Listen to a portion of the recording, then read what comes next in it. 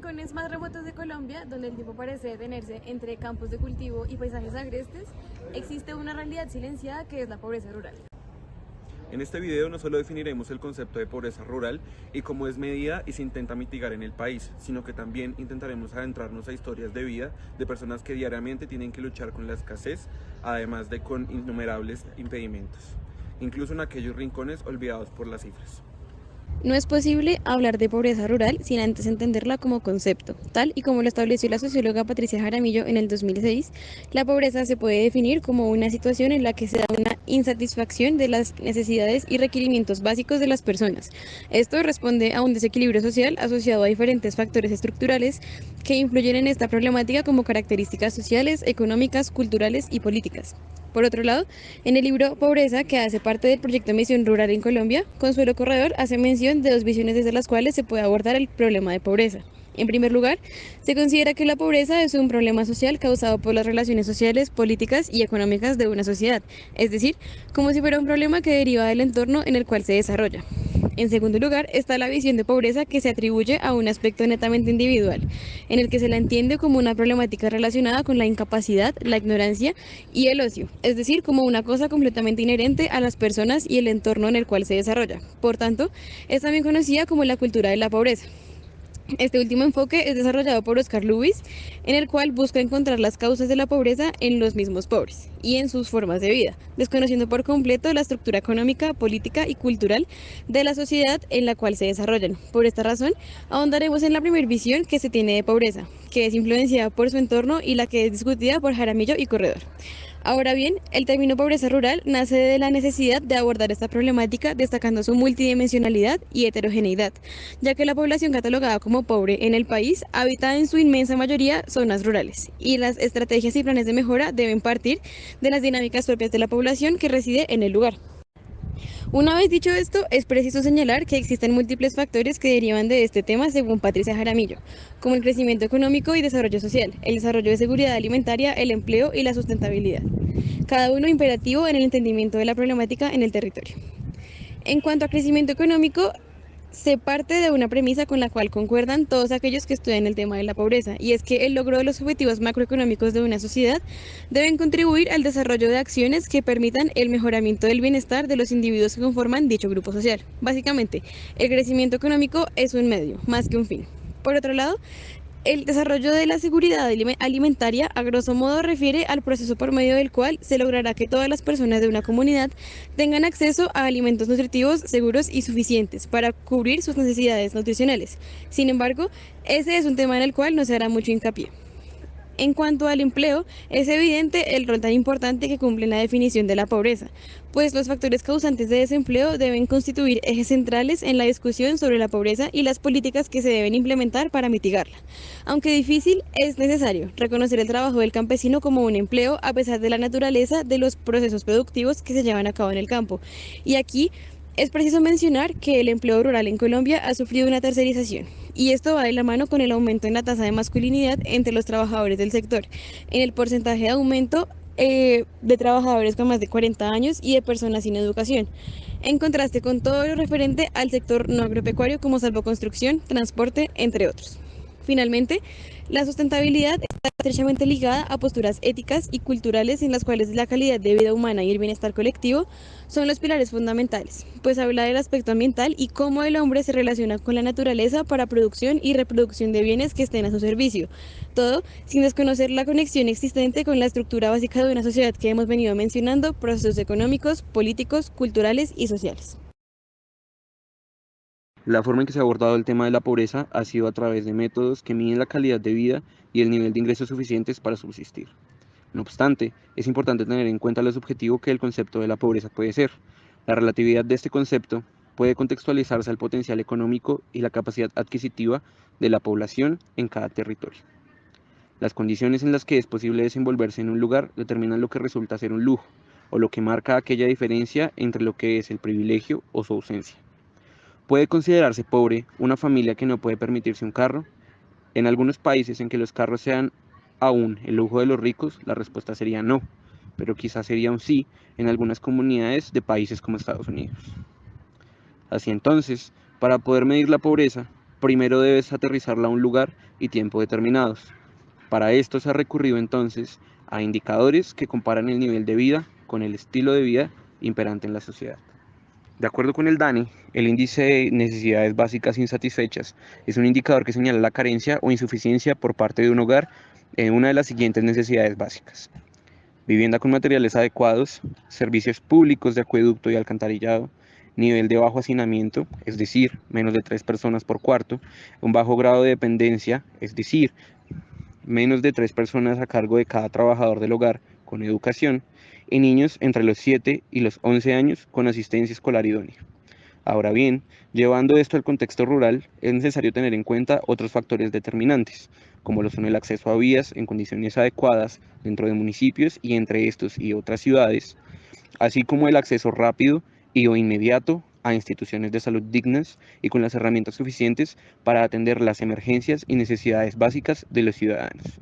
Entonces, se considera que si el hogar tiene una necesidad insatisfecha, se considera que está en condiciones de pobreza, y si tiene más de una, se considera en miseria. La línea de indigencia y de pobreza es una metodología que basa sus estimaciones en el nivel de ingresos de los hogares.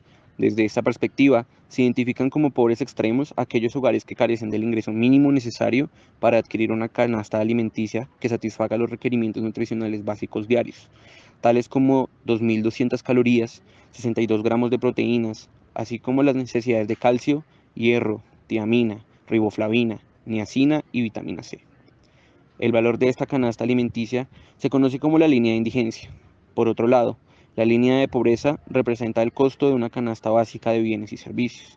Para calcularla, se multiplica la línea de indigencia por un coeficiente determinado por la relación entre el gasto total y el gasto en alimentos del 25% más desfavorecido de la población. Esta metodología permite calcular la incidencia de la pobreza, que indica el porcentaje de personas que se encuentran por debajo de la pobreza. La evolución de la pobreza en la última década del siglo XX se vio reflejada en estudios del DANE, mostrando una tendencia al incremento. Esta gráfica se elaboró teniendo en cuenta que la línea de pobreza también incluye un porcentaje de personas que se encuentran por debajo de la línea de indigencia. De acuerdo con el DNP, el índice de condiciones de vida es un índice que comprende variables que miden la calidad de vivienda, el capital humano actual y potencial, el acceso y la calidad de los servicios y las condiciones del hogar. Este es un indicador usado para medir el bienestar de individuos, hogares, municipios y regiones.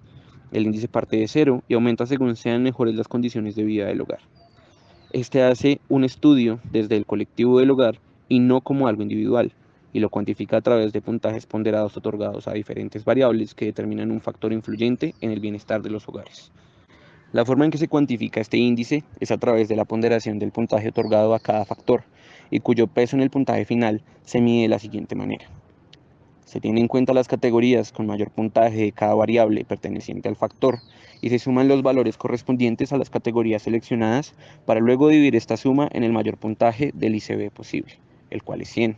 Finalmente, una vez obtenido el peso de cada factor, se realiza la suma ponderada de su respectivo puntaje para obtener finalmente un valor de 0 a 100, en donde 0 son las familias en precariedad y el 100 aquellas condiciones aparentemente inmejorables en el aspecto económico. El Índice de Desarrollo Humano, o IDH, se implementa por la ONU y es parte de los postulados de Amartya Sen, un economista de India, el cual establecía que el desarrollo parte de la eliminación de algunos tipos de falta de libertad que dejan a los individuos pocas opciones y escasas oportunidades para ejercer su capacidad de dirigir su propio destino.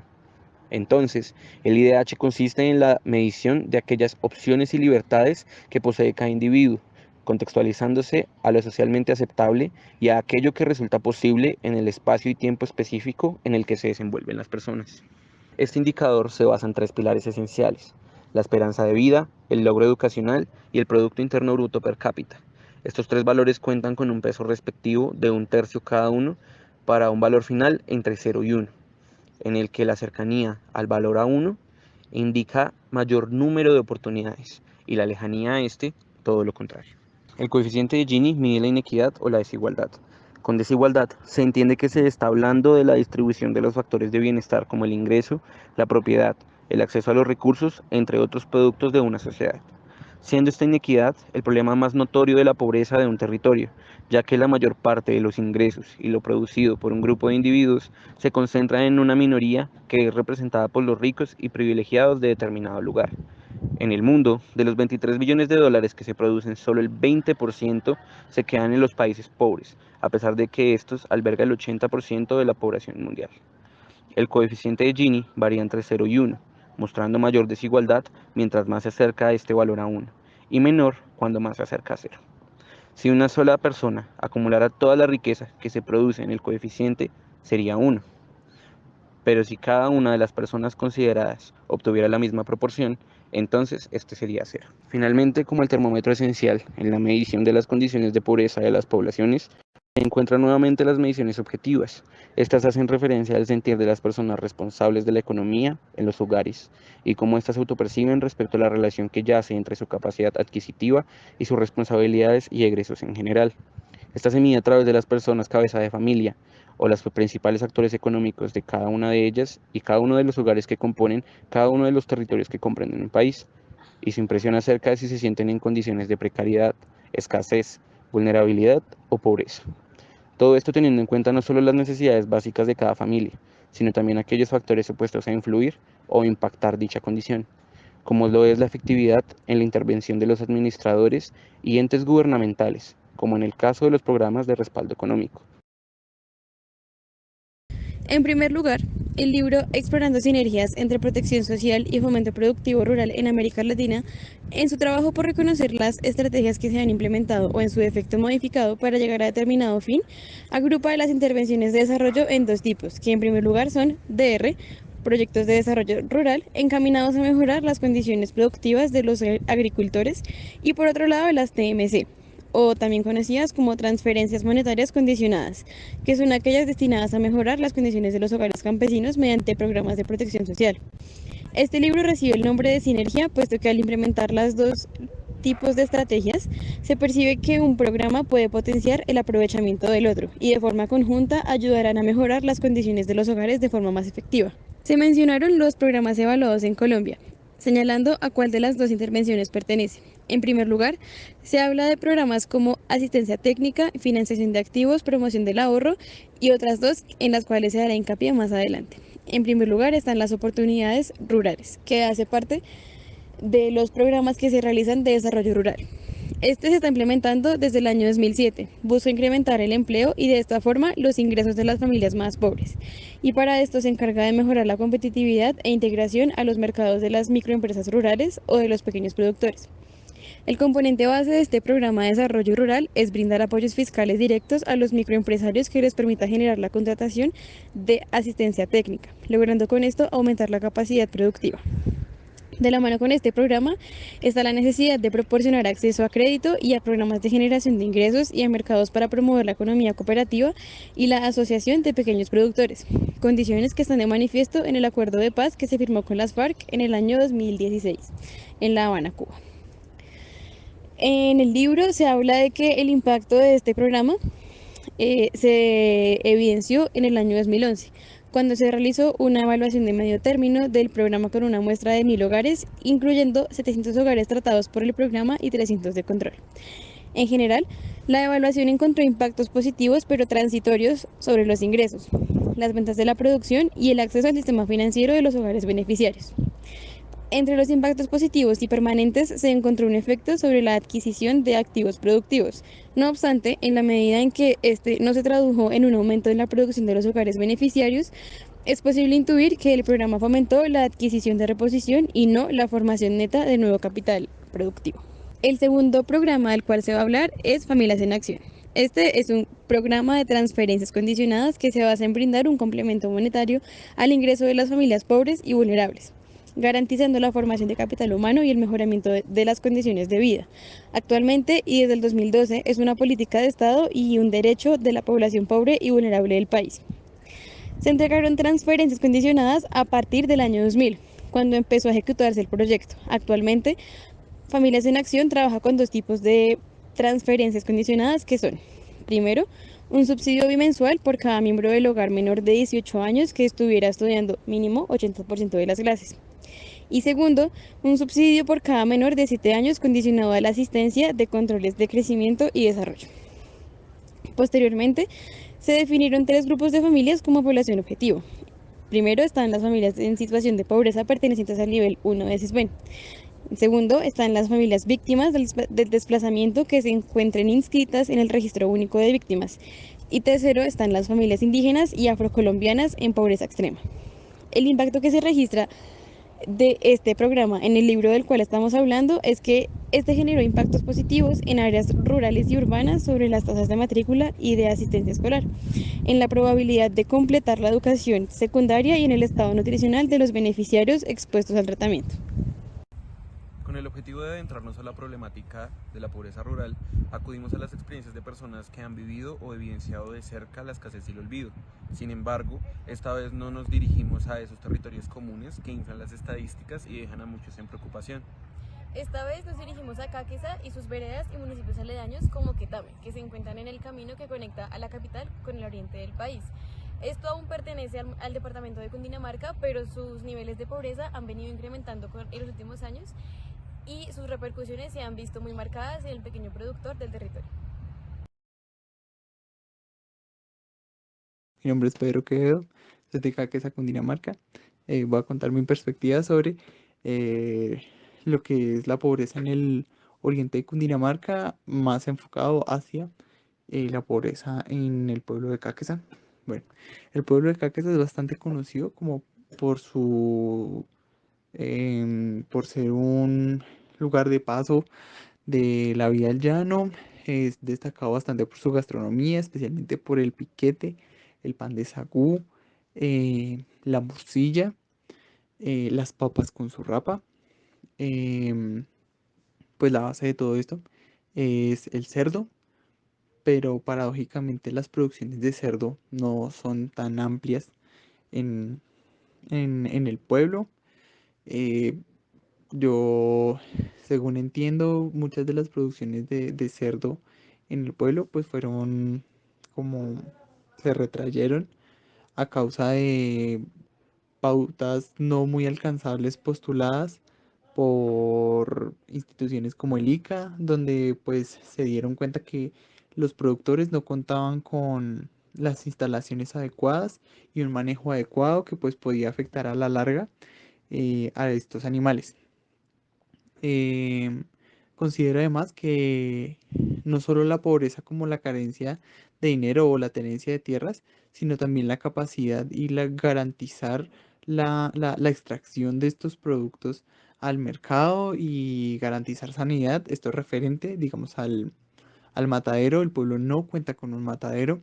Las personas no pueden sacar sus producciones de cerdos, aunque no sean importantes y por ende pues han tenido que recurrir a métodos que no favorecen demasiado la presencia de instituciones, como por ejemplo que mucho del cerdo que se consigue en el pueblo se sigue consiguiendo en el pueblo, pero no en fincas cercanas al sector, al sector urbano, sino alejadas bastante en las veredas muy lejanas en el sector rural, pues donde no hay presencia de instituciones y pues el manejo tradicional se sigue manteniendo.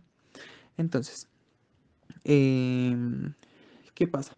Las personas sacan la basa de las cocinas, las cuales no son, esas lavasas no son cocinadas, simplemente es una acumulación de residuos de cocina que son suministrados a los cerdos y esos cerdos podemos hablar de una probabilidad de una zoonosis porque pues esas lavasas no son cocinadas, simplemente son suministradas o en muchos casos se utilizan tanques de almacenamiento para esas lavasas y pues pueden fermentarse y pues pueden generar una serie de procesos de problemas biológicos a largo plazo.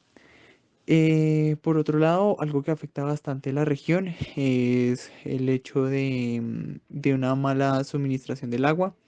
El sector no tiene una pluviometría alta, entonces eso afecta bastante, además de como tal la producción, la cultura sobre la producción, entonces la producción en cuanto a lo que es agrícola se mantiene en las veredas altas, que es donde cae más agua y se dedican a la producción de papa, de cebolla y las veredas cercanas al río donde producen pimentón y pues el pueblo no suministra para sí mismo, sino eso es mandado por allá a Bastos o a la plaza de mercado, pero no es consumido como tal directamente por las personas del pueblo. Em, entonces, por ese lado, eso es lo que más o menos sé. Y pues hasta ahí llega como mi versión de la historia sobre la relación de la pobreza y las comunidades campesinas, la forma de actuar y pues la presencia del Estado como mediador del uso de los recursos.